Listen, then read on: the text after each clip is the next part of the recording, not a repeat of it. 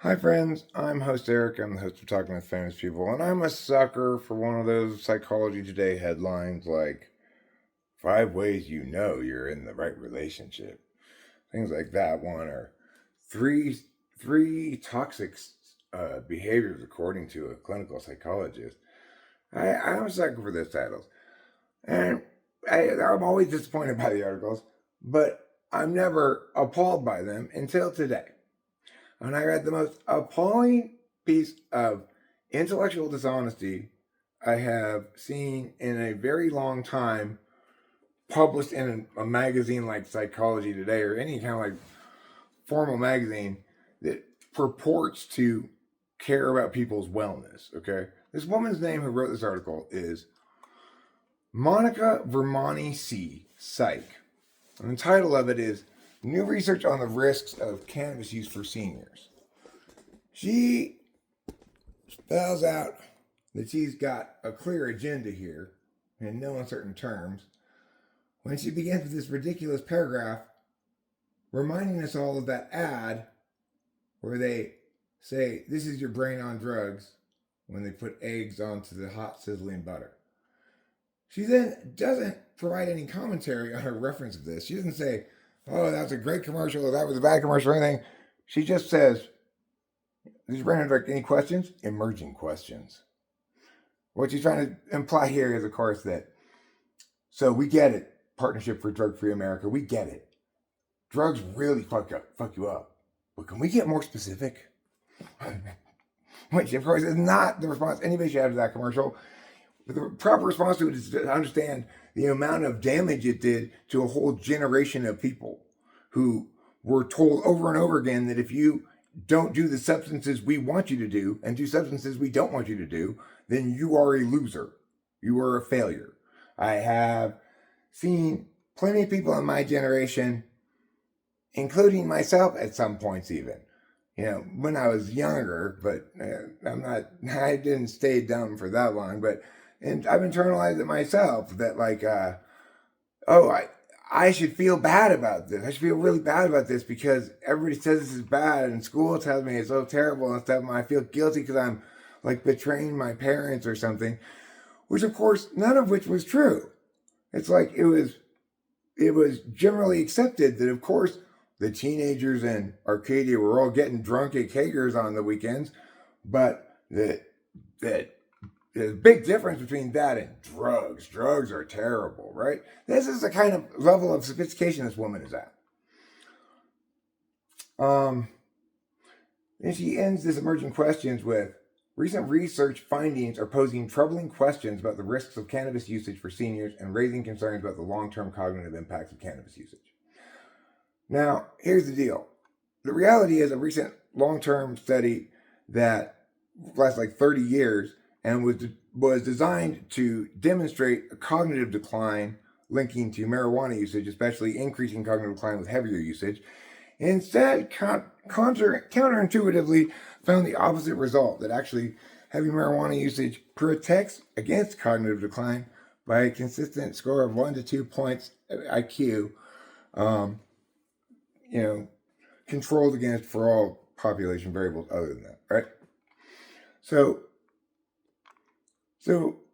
maybe she's not encountered this article. She probably should have Googled marijuana cognitive decline or something if she's gonna write this. But okay, she hasn't encountered this article that directly contradicts what she's saying here. But maybe her evidence is compelling. Let's find out. She begins the next paragraph by pointing out how, look, we all know and all agree that marijuana smoking is terrible for young people.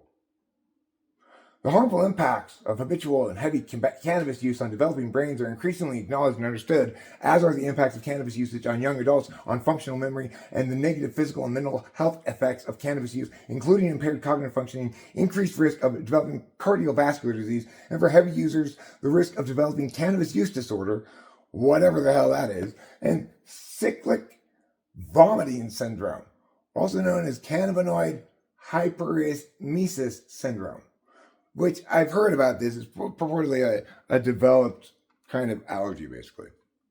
It's extremely rare. So that was her assessment on the negative impacts on young people, which included impacts to cognition and memory, even though it's very obvious to anybody paying attention that of the two of us, only one seems to have any impaired cognitive functioning, and it is this horrible woman and her horribly irresponsible article, pathologizing a perfectly legitimate alternative to conventional medications for millions of older adults that has been proven effective in treating multiple kinds of things. Here's what she says.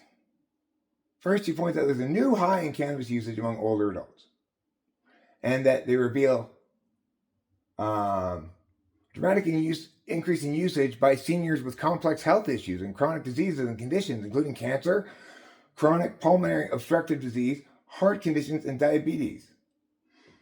Maybe they're smoking pot because they have those problems, not despite the fact that they have them. Or maybe they just like smoking pot and they're unrelated to those problems. A June 2024 segment of the Canadian Broadcasting Corporation's program identified seniors as the fastest growing age group of cannabis consumers. Okay, fine. Good for them, Canadian seniors. Good for you.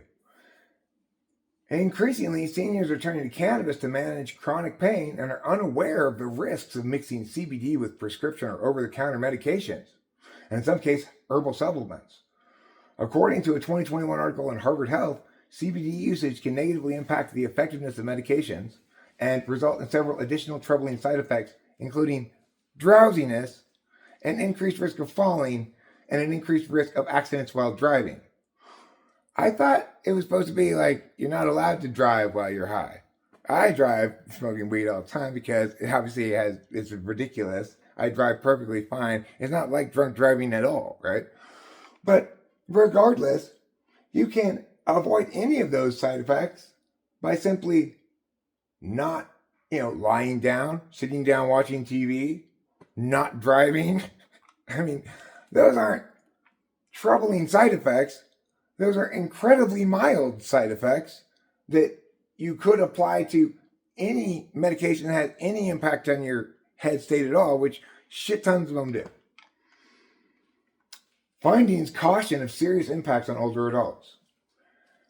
Now, so here's her reasoning and her citation for the claim that it has serious concerns about cognitive impairment in older adults. A new Canadian study found that, quote, individuals with cannabis use severe enough to require hospital-based care were at increased risk of a new dementia diagnosis compared against those with all-cause hospital-based care or the general population. So you're telling me that if an old person eats so much weed that they have to go to the hospital, then they're more likely to be diagnosed with dementia than old people who go to the hospital for other reasons.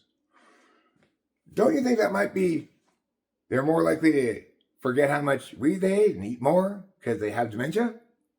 Or, I don't know, that underestimation, overestimation, or whatever you want to call it, paying too little attention to dosage, wouldn't it be more likely to be an effect of the cause of a dementia that precedes the overdosing of marijuana rather than a cause of it?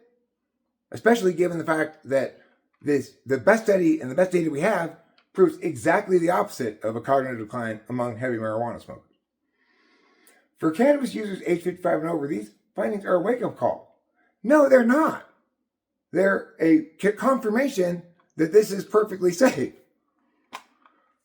The fact that they might experience drowsiness, that might be why they want to smoke weed, is to get drowsy.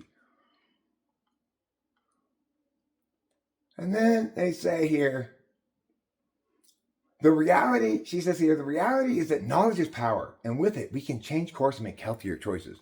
What makes you sure quitting smoking weed is a healthier choice? For somebody like me, I've been sober for 11 years from alcohol, which was destroying my life.